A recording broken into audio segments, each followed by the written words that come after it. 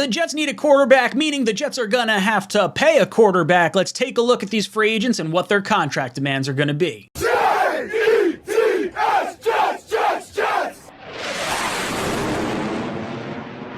Welcome to Jets Talk. My name's Ryan. I'll be your pilot. If you're new here, hit that subscribe button. If you've been here before, welcome back. I love having you here. Boys and girls, I go live every Monday for my live call-in show, so if you don't like what I have to say on the channel, there's your time to let me hear it. And then Tuesday, we come back with our Talkin' Jets panel. Myself, O'Leary, and Green Bean. So ask us all your Jet-related questions. But let's jump in today's topic of the day, and that is discussing a little bit of free agents, two quarterbacks in particular, Jimmy Garoppolo and Derek Carr. I couldn't find a really good Jimmy Garoppolo Jet uniform, so I figured I'd settle with just the Carr one.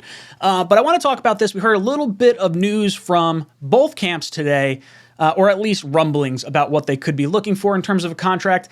And with quarterback contracts just skyrocketing and escalating, I wanted to take a look at these two because they are projected to be options, probably 2 and 3 for the New York Jets, if you're assuming Aaron Rodgers is number 1. So first up, let's listen to what was said about Jimmy Garoppolo and his contract demands.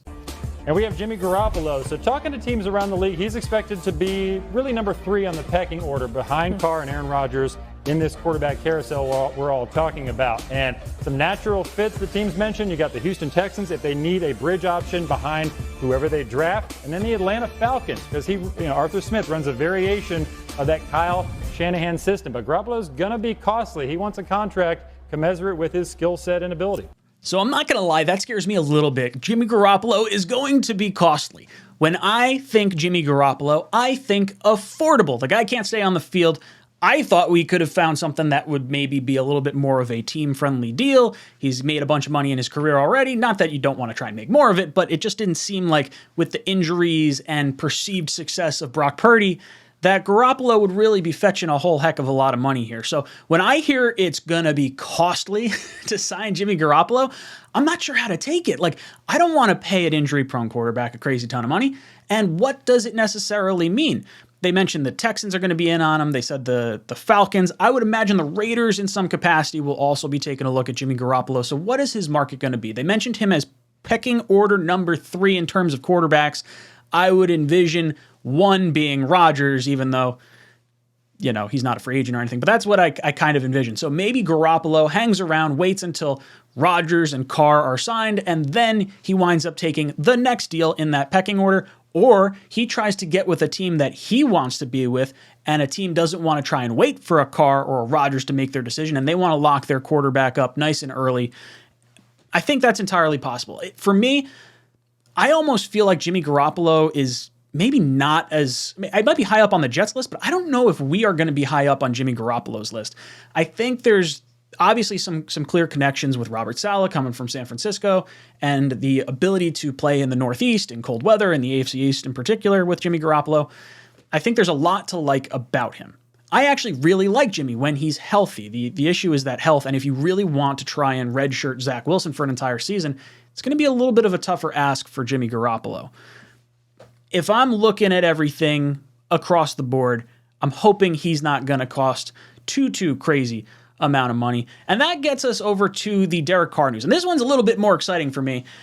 During a live appearance on ESPN's Friday morning shows, NFL insider Deanna Rossini relayed that Carr is seeking a contract averaging $35 million or more per year in free agent visits with the Saints and New York Jets, and he isn't worrying about the ticking clock as strongly as may be expected.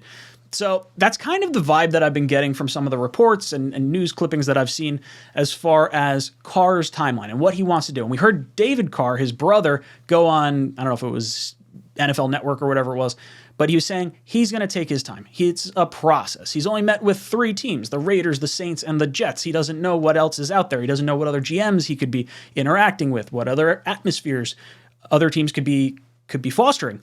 So he's obviously going to take his time, see how much he can shop himself around, get a feel for what his contract is ultimately going to end up being. And I think when you're looking at the Jets, I've been very pessimistic on who I think the Jets are going to get, just because anytime I think something good is really going to happen, the rug gets yanked out from under me like Lucy pulling the football away from Charlie Brown. It happens to me every damn time. And if you're a Jet fan watching this video, you probably know exactly what I'm talking about here. So when I'm looking at all this, I'm saying, okay, Aaron Rodgers, what's going to happen with him? He's sitting out there in the ether. He may go back to Green Bay. He may go elsewhere. He may retire. There's so many variables. Derek Carr, if he's coming in at $35 million, that's kind of right where we were sort of projecting. Heck, my first mock-off season of the year, I had him making 3 years, $100 million. It's $33 million a year. I might be spot on. If Derek Carr is willing to take more of that, like maybe 2 or 3 year deal that averages around $35 million, I love it. I absolutely love the skill set that provides for the amount of money that you're going to be paying. For reference purposes, Kirk Cousins is $35 million a year on average. Jared Goff is about $33 million a year on average. I think Derek Carr falls right in line with those guys. Now, I think there's probably something to be said for Carr wanting to go to the best fit. And I don't know if it's entirely all about money, but that might be where the $35 million kind of comes in, because I do think he could try to blow the lid off everything being a free agent and quarterback needing position, whatever. Maybe the 35 is like the Saints number or like the other team's number, and maybe the Jets are a little bit lower because we have the better team. You saw Sauce Gardner talking to him at the Pro Bowl. You got people tweeting at him all the time. They have a good relationship in their meeting here in New York.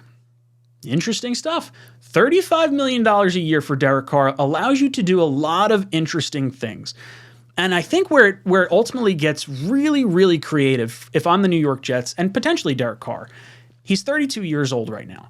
If you can sign him to like a 2-year deal with a 3rd year, team option, I think Carr may actually go for that. I've kind of been viewing Carr as like the 5-6 year option, as like, I would love to sign him to that kind of deal. You have the cap flexibility by moving money around and whatnot. But maybe there's a situation where Carr is that stopgap guy with the potential of being the long-term guy. Like, he may see himself as a long-term starter here, but he may be all right getting the money he wants right now, and then also hitting free agency after the salary cap balloons up with the TV deals, the $100 billion contract that was just signed to get the NFL on TV. Maybe the salary cap explodes, and in 2 years, Derek Carr wants to have the option to go and be a free agent again, make some more money. I haven't been looking at it through that lens, and that's sort of the same concept with Kirk Cousins. Kirk Cousins, initially, I was hoping, to sign him to like a 6-year deal, stretch out the cap hit. He wound up taking a 3-year deal from the Minnesota Vikings so he can cash in again on another contract. So I feel like we might be able to see Derek Carr do just that, in which case it allows you a situation where you can hold on to Zach Wilson, develop him behind the scenes. Carr can be that mentor, and if Zach does not work out, you now have an option with Derek Carr, and maybe it's something where it's like some insanely high number in year 3 that you're going to have to restructure. So that way you cannot franchise tag Derek Carr. He's going to be able to walk. You want to throw in the no trade clause, by all means, throw it in. I think when you're a free agent, you can have some flexibility with that. Not to mention, he would be allowing the Jets the opportunity to see what they have in their number 2 overall pick without committing like long term financially to him. But the 2-year stopgap with the option for more years might be enough to get it done with Derek Carr. And then you start talking, okay, well, Derek Carr, Aaron Rodgers, clearly Aaron Rodgers is the better quarterback overall, but if you think he's starting to trend downhill and you think maybe Derek Carr can provide you maybe some stability, maybe the personality is a little bit more to your liking, I do think Carr fits in remarkably well with what we're trying to foster as a team identity here in New York. You look at how, Sauce Gardner and Garrett Wilson and just all these captains that were brought in through the draft, through free agency, Uzama and Conklin, examples of this. I think with Carr, him wanting to take less money, I've seen a bunch of Raider forum posts where he's restructured his contract to allow the ability to sign other guys. Like, that's the team player that I want to devote a lot of money to, because he is going to be able to allow us some flexibility. With Aaron Rodgers, he had Green Bay over a barrel when it came to like restructuring him or trading him last year. And he kind of has him over a barrel like every single season. You wind up going with him potentially. You give up the draft picks and you roll into 2024 offseason. He's going to contemplate retirement again. You're back in the same boat. So it gets really interesting. The Carr conversation to me, I thought it was going to be in the $40 million a year range. And that was where it kind of spooked me away from him. If it's getting down to 35 is on the higher end of where I was hoping to pay him, but it is right in line with exactly where he probably should be. And I'm hoping with the benefit of, coming to New York, having the endorsements and having just a way better roster than probably anywhere else he's going to be able to go, maybe he takes a few dollars less. I don't know. It's going to be fascinating. I'm still sticking with the 3-year, $100 million contract. I think that's entirely possible. I don't know. Guys, you heard this here. Jimmy Garoppolo, Derek Carr, clearly two different kinds of quarterbacks, maybe two different types of contracts. Who knows? Jimmy Garoppolo, does he sign for more than Derek Carr? Does he sign for less than Derek Carr? Who signs first? I think it's going to be an interesting process to kind of see. Let me know all your thoughts in the comment section down below. Do you like Derek Carr's contract figures that you're hearing? Are you concerned about Jimmy Garoppolo and what he may offer?